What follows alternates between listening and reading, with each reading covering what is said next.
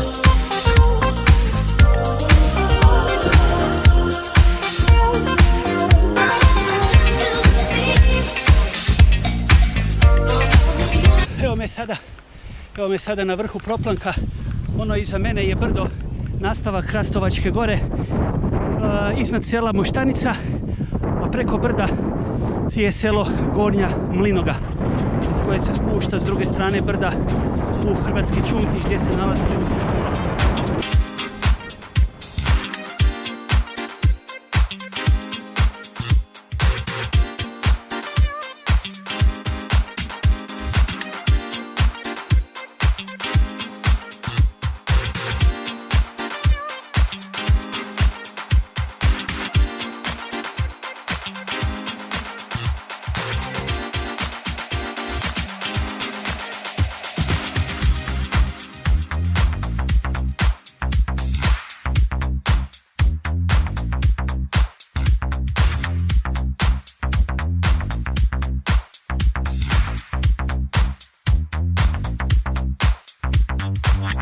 Sada ovo iza mene brdo je Hrastovačka gora, glavni dio gdje se nalazi i vrh, tamo negdje na onoj strani, tamo je piramida i vidikovac koji je malo porušen od potresa, ali u biti to je Hrastovačka gora.